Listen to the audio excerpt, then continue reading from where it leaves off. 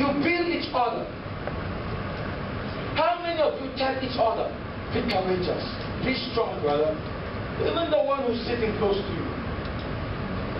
I don't waste a lot of time talking a lot of things. I meet you, I tell you, sister, you can make it. You can do it. I never see your weaknesses. You understand? And when I say I never see your weakness, I mean, I know you have a weakness, but I will not zero on it to make you know. Every one of us needs encouragement. Amen. We need the strength of each other, because I would be a dead man if I did not have a brother who was used by God to keep me going. I don't want you to see each other here as your enemies. We do not allow that. I have said my theme for God's Trumpet to the nation is always love. And 1 Corinthians chapter 13, what does it say? And we will close there. We will close. I'm not going to promise I'm going to go home and reflect after that. If I speak in tongues of men and of angels but have not love, I am only a resounding gong or a turning cymbal. If I have the gift of prophecy and can fathom all mysteries and all knowledge, and if I have a faith that can move mountains but have not love, I am nothing. I can prophesy, I can raise the dead, I can cast out demons, and I don't have love. Love, we know the word love, but do we truly know the meaning of love? True. Yes. True. And he said, if I give all I possess to the poor and surrender my body to the flames, but have not love, I gain nothing. Look at, if I give all I possess. Now somebody who is giving to the poor think that they have done a good thing. But God does not see it as good until you can do it out of love, because you can give out of manipulation. Yes. I can give all I possess to the poor and surrender my body to the flames. You are giving yourself to be burned, but it's not love. Have not love, I gain nothing. It's not because you gain nothing. It means it's zero. Love is what? Patient. Are we patient with each other? We disqualify people immediately. Love is kind. It's kind-hearted. You show kindness. It said, love is kind. It does not envy. It does not boast. It does not envy. It does not boast. Oh, sometimes in church there's a lot of jealousy. Never seen so much jealousy. Like some friend of mine says. Love is kind. It does not envy. It does not boast. It is not proud. Don't try to be arrogant. And sometimes pride is subtle. It is. Don't think that the proud person is just one who can arrogantly speak. No. Some people are bent and not humble at all. I've seen two of my friends and they act like that. Because you see the priest walking like this man, that does not mean he's humble. Humility is not how you walk physically. Humility is obedience. That's what we do. And to express all, you can give humility all the meaning you want. Humility is one word: obedience. If you are given something to do, you obey and you follow. That's it. With an attitude, okay, of gratitude before God. Your heart of obedience. God said, if you are willing and obedient, shall eat the good of God. To obey God, you must humble yourself. So you can act like you are humble, but inside of you, you are like wood ready to devour. Inside of you, you are rebelling. You say, yeah. You are having a conversation inside of you, but you are acting like you are there. It is not rude. People, how is it that we are so rude at times? We do rude things. Children have remarks the way we say things and the way we talk. We are rude. This generation, very rude.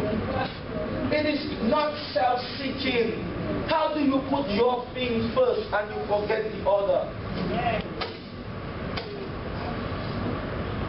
It's always what you want is self-seeking. It is not easily angered. It keeps no record of wrong. I thought, I said, he said, is this in the Bible? Yes. He said no. It keeps no record of wrong. Now, ladies,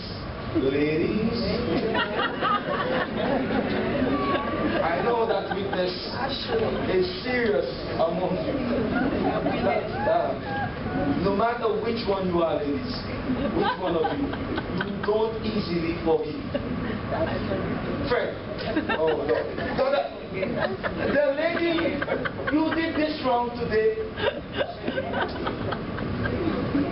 Years after you made a mistake, the lady will remember. So you thought maybe you are not done. She remembers. So she's adding. It's true. I'm telling you, ladies remember, they have a thing about it stops. That's how. It's just something, I don't know what kind of man this is. But the Bible said it keeps no record of wrong. It has no backup. No backup. You cannot back up that file. You have No record. delete it. Right. It keeps no record. It said, love does not delight in evil, but rejoices with the truth. You stand for truth. What else? What love does? It always protects and always trusts. There it is. Love always seeks to protect one another. Now, we can be so harsh with each other sometimes. You will go out there, somebody will tell you a bad thing about somebody in your church. And I have to, people will come to me and say, this is the... I know I can talk like that because I have been through pain. I have seen times of weakness, I have seen some times of strength. I have seen it, and I will continue to see more. So I said, look, let's just deal with this thing, deal with it, But if they go out there and begin to speak, you will hear Christians going out there, and they are bringing down that one. You go and speak about the weakness of that one. It's not supposed to happen, friend. Love will protect the image of each other. Love will protect the character of each other. It will not go and assassinate people's character. It will not go and make people look bad. You know, sometimes, Brother Timothy, the concerns that I get in my heart sometimes is that sometimes when I have certain brethren, I have certain friends of mine, sometimes I want to help them when I see they are going astray. It is my desire to see that they are restored. My desire to see that they do the right thing and to see that they go forward. It is my passion. If I talk, I will talk. I really want that person to do the right thing. That's what. You are seeking to protect that person. But it's not about going and bring down that person. Bring them down and make them look bad. We must not do that. That's not what God has called us to do. We must protect each other, people. I have today, pastor, people who speak about me, who say things. But at the same time, I don't want to destroy them. I'm not trying to bring them down. Protect always. Now, always trust. I hear sometimes some of you say you don't trust people. How is it that you can live and you don't want to trust people? trust the person, okay? Partly. Some of you thought I was saying totally. No. You have to trust people totally. Knowing that ultimately that God is the ultimate one that you trust.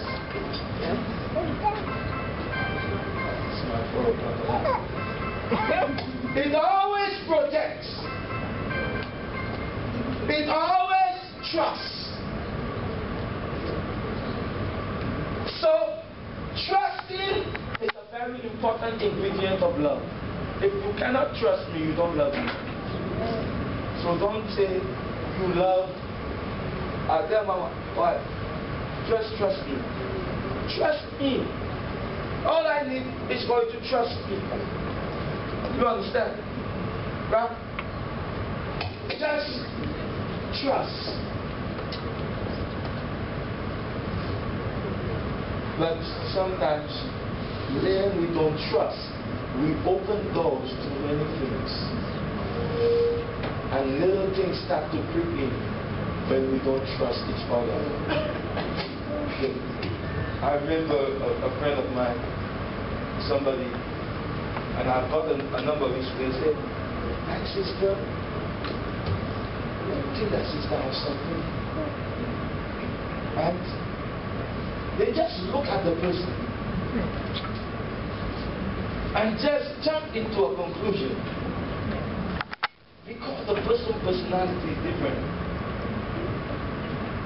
So immediately, because trust, they don't trust, because there is no encounter with love. It tells me the reason why you are seeing all of this and all of this is because you have a love problem. You have not gotten, because love is on the basis of knowing. So you have not gotten to know the person, so you have not developed a love relationship with the person. You understand what I'm saying? You cannot know a brethren if you have not developed the thing of knowing the person. You there with me? So you come into church and you guys sitting there. You all do not know each other. Most of you, we do not know each other. We only, we sit by each other. And sometimes, are we really brethren? Sometimes. We may be brethren on the sense that, we are connected with the blood. But are we connected in any other way? You understand what I'm saying? So, do I really love you? I'm not too sure. Because some of you, I don't even know your name. So how can I say I love you when I don't know your name? You hear what I'm saying? Does that make sense? It's true. Because how is it that we can say that we love each other? We have never even sat down and met. So love is on the basis of knowing. Trust is on the basis when you know that person you trust. So I don't know. So you just have to jump into judgments. You start to make assessments of people wrong. Things you just judge people, accent, judge people. Look at their weakness. You saw the person react somehow. You don't know what the person was. You don't know why. You don't know if it's a sickness that makes them react somehow. Yeah. Sometimes the person has a sickness, but you feel that the person is a witch because they do some strange things. And sometimes it's just a medical problem. And I never see something like that. People give people the name witch so fast. It's so amazing. You understand? You see that lady reacting so much. Sometimes a little irritation, the person has a little problem. And so like that, before you see me, I really want to sit. Like that chair, I want to get another seat because that lady seems to have something. I've seen it. I've seen a lot in church. I've seen a lot in church. I've seen a lot. And the thing is, when we should be protecting each other, protecting our church. You hear somebody talking about God's prophetic. You should take that personal. You hear somebody let me tell you, people try to bring my God down. I take that personal because I'm in love with God.